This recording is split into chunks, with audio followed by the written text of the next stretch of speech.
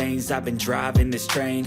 Years in this lane, there's no stopping this flame. Cause I came to the game and I changed it to play how I like, rearranged it to my own domain. Yeah, I got what it takes, made lots of mistakes, taking shots, skipping breaks, feeling lost, feeling great, popping off, singing straight, never stopped, never changed. All the squad here to play and I've got something to say, yeah.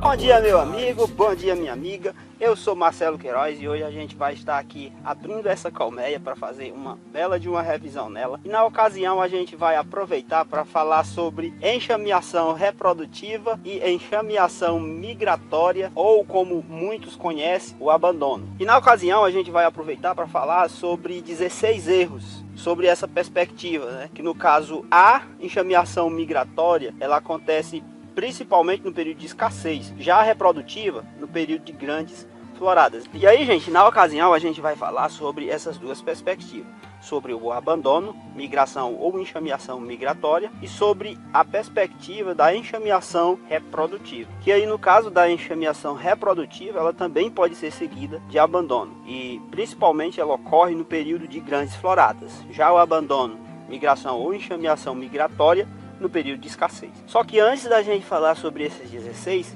erros, a gente tem que compreender um pouco o que é a enxameação, ou o abandono, ou a enxameação reprodutiva, ou a enxameação migratória. E basicamente a enxameação são de dois tipos: a enxameação reprodutiva, abandono ou migração ou enxameação migratória. Ou seja, uma acontece principalmente no período de escassez e a outra no período de grandes floradas. Mas o que é a enxameação? A enxameação, gente, nada mais é do que um comportamento de saída em massa dos indivíduos do ninho. Em um deles, todas as abelhas deixam o ninho à procura de um novo local para nidificação e é chamada de abandono ou migração ou enxameação migratória. Esse tipo de enxameação acontece principalmente no período de escassez. Já a outra situação de saída em massa de abelhas resulta da divisão da colônia, e existe criação de rainha e apenas uma parte do enxame deixa o ninho, e esse é chamado de enxameação reprodutiva. E aqui, só fazer um parênteses para a gente compreender melhor um pouco isso, e até entender por que muitas vezes a captura ela não é uma boa alternativa para o apicultor iniciar. Primeiro, quando você está capturando enxames, você pode pegar um enxame que a gente chama de enxame primário, enxame secundário, enxame terciário e assim por diante. O enxame primário sempre vai ter uma rainha velha, e a gente vai compreender isso. Já os do secundário em diante vão ser princesas, e a gente vai compreender o porquê que isso acontece. De todo modo, você vai capturar enxames que têm a ânsia, o desejo, a força de enxamear muito grande, na maioria das vezes, tá, gente? Pode ser que isso não aconteça. Então, assim, para compreender isso que eu acabei de falar aqui, enxame primário, enxame secundário, enxame terciário e assim por diante, a gente tem que entender uma coisa. Por algum motivo, as campeiras resolvem que chegou a hora de trocar a rainha e começam a puxar realeiras. E aí elas podem puxar 1, 2, 3, 4, até 5 ou mais realeiras. E aí, com 16 dias, prestes, pouco antes, né, no caso, prestes a nascer uma princesa, a abelha rainha velha, que é o que vai dar origem a um enxame primário, pega metade ou parte, geralmente uma boa parte ali do enxame das abelhas já adultas, vão embora com essa rainha velha, formar uma nova colônia, vão para um novo local. E aí fica ali, né, várias realeiras com princesas prestes a nascer. E quando nascer uma princesa, pode acontecer duas coisas. A primeira, ela matar todas as outras que não nasceu e ficar na caixa, parar o processo. Isso de uma certa forma não é tão ruim, mas esse enxame ele pode se dividir várias vezes seguidas, formando os enxames secundários, terciários, quaternários e assim sucessivamente. E isso a partir do nascimento da primeira princesa. E isso com certeza é muito prejudicial para a produção, porque você muitas vezes gastou para fazer com que o enxame ficasse forte, e aí isso acontece. E aí você pode perder até mesmo a produção de mel. Então, tá compreendido essa parte? Enxame primário é quando é a rainha velha que vai embora com parte do enxame, e as outras princesas que nascerem, ou melhor, né, as princesas que nascerem, a primeira pode ir embora com parte do enxame, ou pode matar todas as outras e ficar ali na caixa. Se ela for embora, é enxame secundário. Se isso continuar acontecendo, terciário, quaternário, e aí, né, você no caso, se capturar, vai capturar o enxame com a princesa. Então essas situações podem acontecer, e é bom o apicultor entender essa parte, principalmente para ele saber o que fazer quando ele tiver que controlar a enxameação, seja ela reprodutiva, abandono ou enxameação migratória. Bom, e agora vamos para os 16 erros, sendo que a gente vai abordar aqui inicialmente sobre a perspectiva do abandono ou enxameação migratória, que acontece principalmente no período de escassez e que também não deixa de ser importante, porque o apicultor pode perder o enxame ou mesmo chegar no período de safra com um enxame muito fraco, porque ele não observou esses pontos que são muito importantes.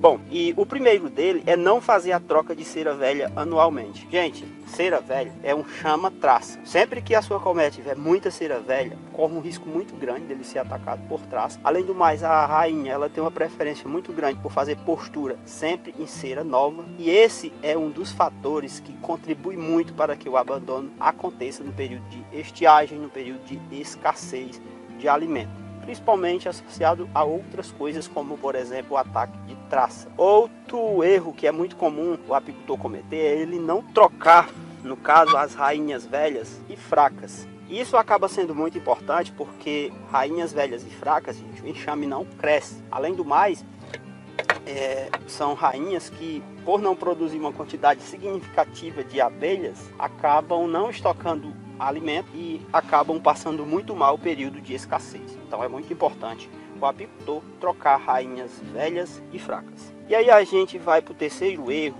e que esse acaba até sendo mais importante ainda para essa questão do controle, tanto da enxameação migratória como da enxameação reprodutiva, que seria a seleção ou melhoramento genético. Que no caso, gente, o melhoramento genético seria a introdução de raças europeias, para você trabalhar aí, quem sabe, com F1, F2, F3 e assim por diante. Já a seleção é você observar quais os seus melhores enxames, que dificilmente é atacado por traças, doença ou qualquer outro tipo de inimigos naturais, que dificilmente vai enxamear e que sempre passa muito bem o período de escassez. É esses enxames que você vai dividir, multiplicar ou mesmo produzir rainhas a partir deles, porque a tendência é que os enxames, filhos desses enxames, se comportem da mesma forma do seu enxame de origem. Então isso também é importante, qualquer um pode fazer, gente, a seleção.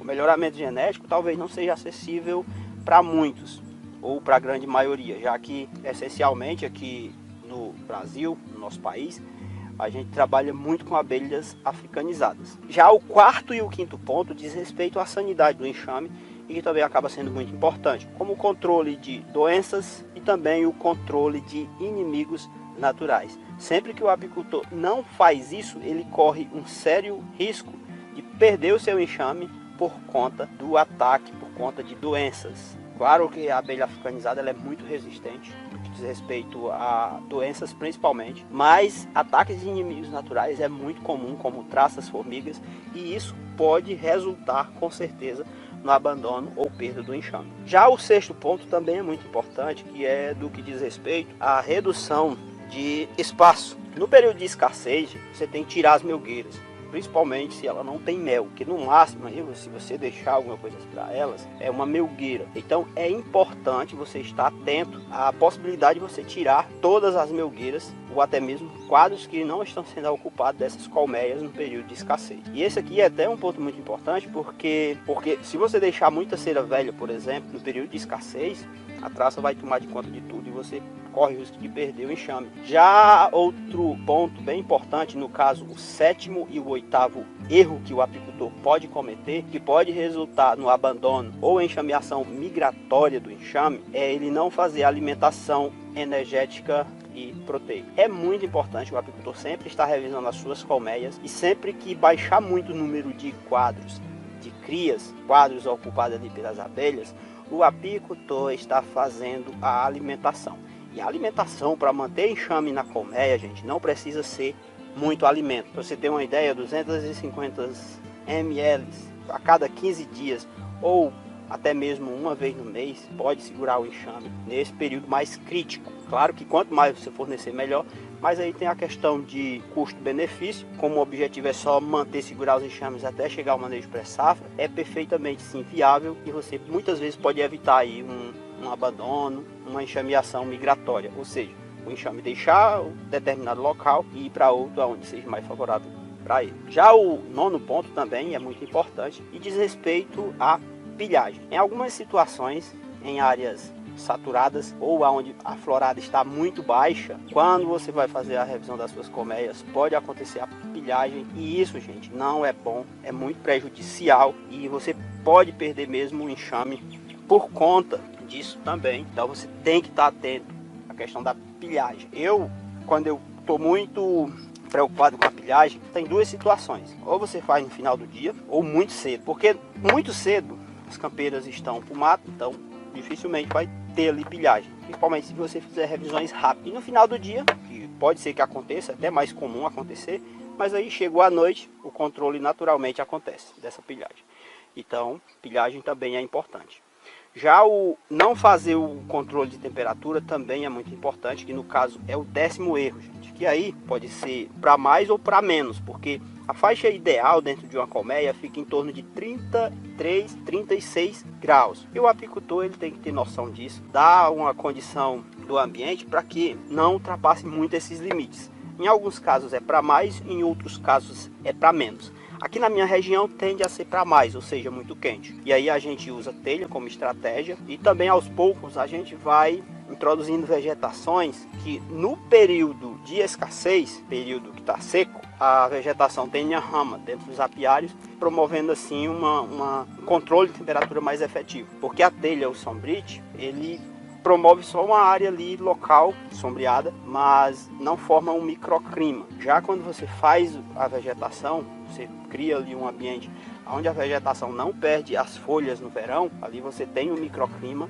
e a temperatura acaba sendo bem mais agradável para as abelhas. É aquela velha história, né? O que é mais confortável para um rebanho de animais? Uma árvore bem frondosa verde ou uma casinha de telha, um barracão de telha?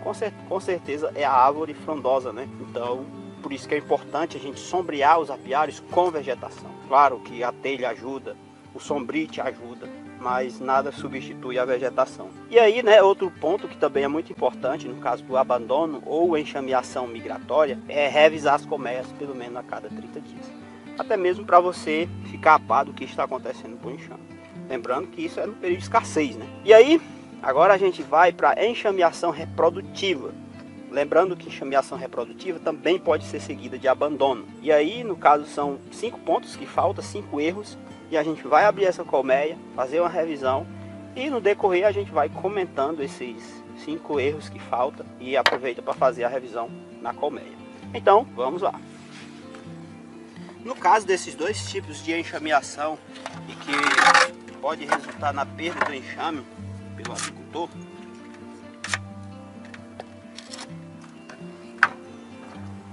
vale muito a pena a gente estar aqui salientando que muitos desses erros eles podem acontecer tanto no período de escassez como no período de florada.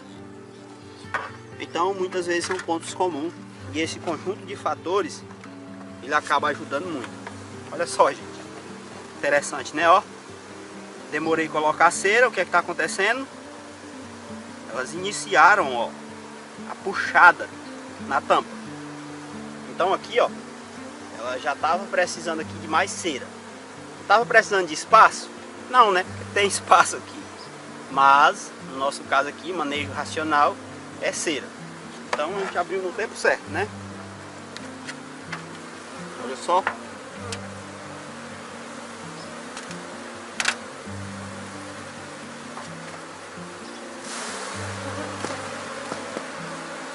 Vamos deixar aqui a tampa do lado. A gente prosseguir aqui com a revisão.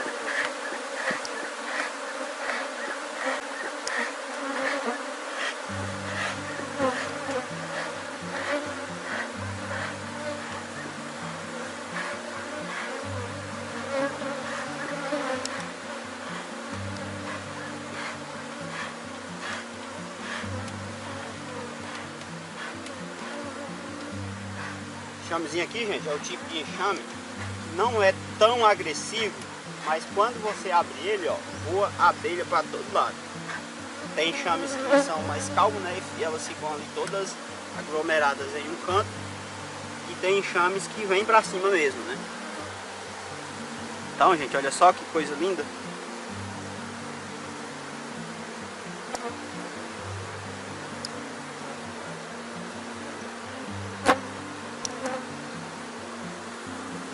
Olha só que quadro lindo de mel.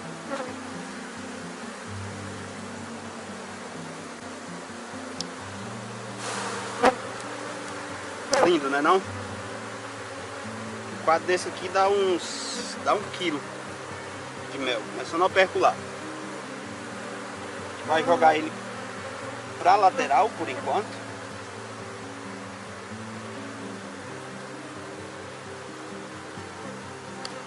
Um pouco mais de fumaça para ter mais controle aqui.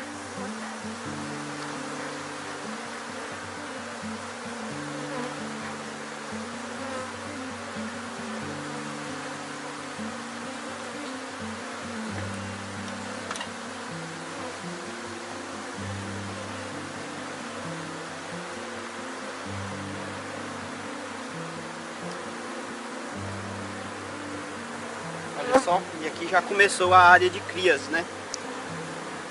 Com alimento aí nas cabeças.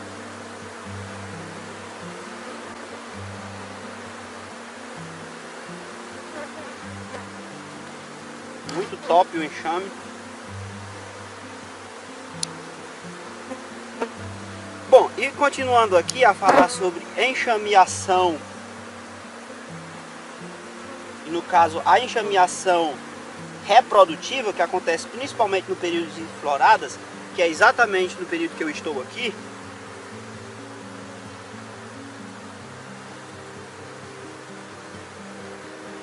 Um ponto muito importante, gente, é não fazer a troca de cera anualmente. Por quê, né? A abelha rainha, ela tem uma preferência muito grande sempre por cera nova. Ela sempre dá preferência por fazer a postura na cera nova.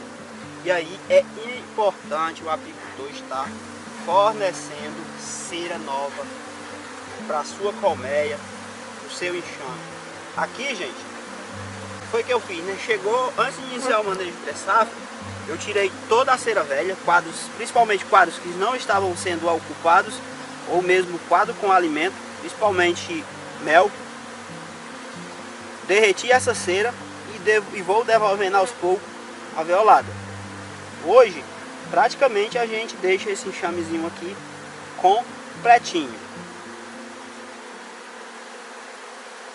Então vamos continuar aqui olhando, mas como tinha espaço, pouco provável ter alguma realeira aqui puxada. Se tiver, porque o enxame é enxameador. Mas não tem, né? Então a troca de cera acaba também sendo importante no período de floradas, porque a rainha vai dar preferência por fazer postura em cera nova e logo, se o apicultor tiver esse cuidado, não vai faltar cera nova para a rainha estar fazendo postura. Ó, gente, outra coisa muito importante aqui. A gente pode observar aqui, ó, que elas iniciaram puxar na tampa aqui, não foi? Então, o que é que eu deduzo? Claro que aqui não tem como a gente fazer essa dedução, mas eu posso deduzir que a área de crescimento do enxame, ó, tá desse lado. Elas estão puxando cera desse lado. Então eu vou dar preferência por colocar a cera desse lado, que é o lado que o enxame está crescendo. Antes eu colocava muito cera intercalada. Quando está entrando muito néctar, muito pólen, ou mesmo você está alimentando forte, pesadamente, funciona.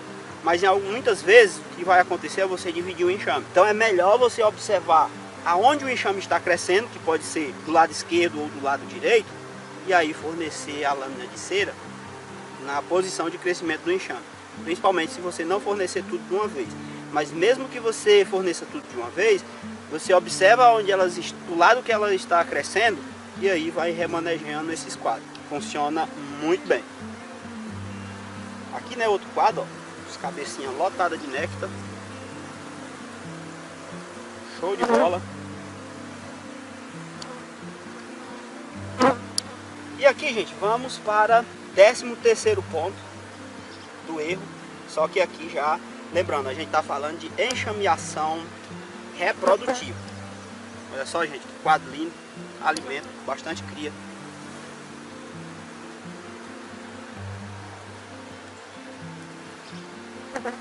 E nesse caso, gente, é também não fazer troca de rainhas velhas e fracas. Se você fizer isso no período de escassez, já resolveu também o período de floradas. Então sempre troque rainhas velhas e fracas. Olha só, gente, que quadros lindos com alimento top, né? Então vamos voltar ele aqui com calma, porque o enxame vai ficar desse lado. Então, gente, sempre troque as suas rainhas velhas e fracas. E no caso, nessa troca, ela deve ser feita em acordo com o 14º ponto, que é, no caso, a seleção e o melhoramento genético. Você aproveita e divide, multiplica ou mesmo produz rainhas a partir desses enxames. Você observa que passa melhor o período de escassez, que produz mel. Então você tem que dar preferência por fazer isso com esses enxames.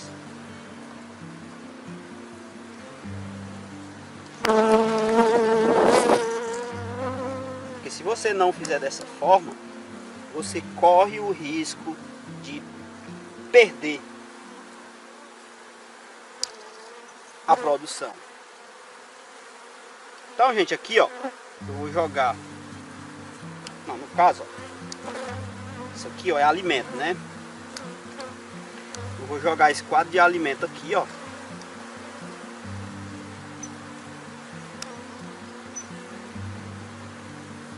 Do lado do outro quadro que já tem alimento.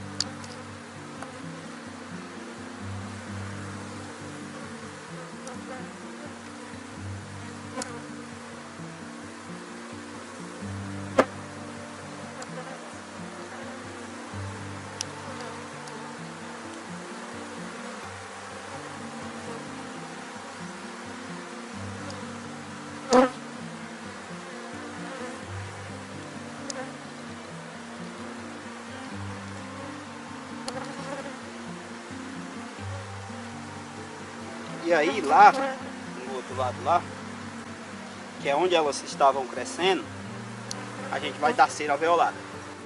E aí, né, cera alveolada pro enxame.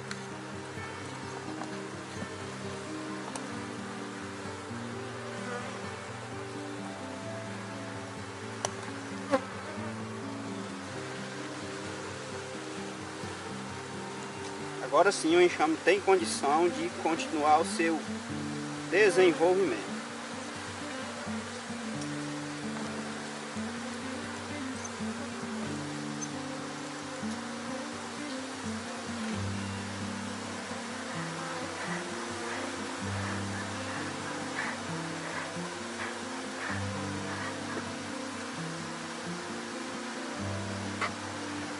E aí, gente, o outro ponto, no caso é o 15º ponto, e que acontece principalmente nesse tipo de enxameação, a enxameação reprodutiva. Sempre que você cometer esse erro, isso pode acontecer. É você não estar fornecendo espaço para os seus enxames, para a sua colmeia.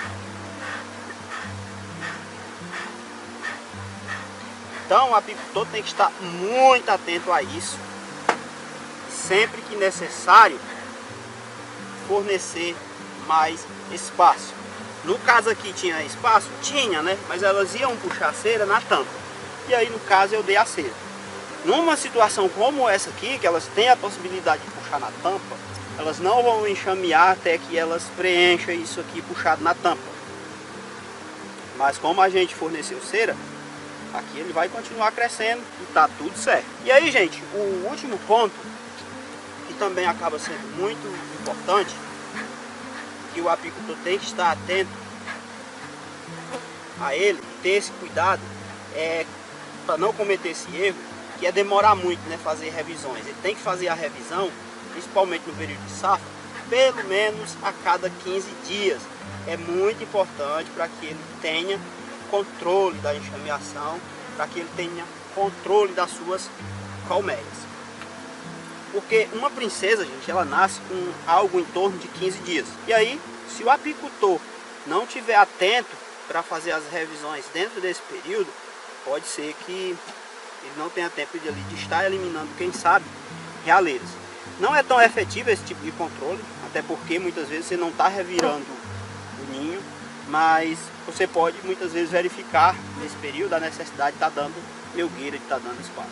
Então esses pontos, todos eles são muito importantes. O apicultor não pode cometer esses erros, porque se ele cometer um desses erros, pode ser que aconteça a enxameação reprodutiva, seguida de abandono, ou mesmo o abandono no período de escassez, ou a enxameação migratória, ou seja, você não vai produzir se você deixar que isso aconteça com frequência. Então, meu amigo, se você gostou do conteúdo, não se esquece de se inscrever no canal, também curte o vídeo, um grande abraço e até o próximo.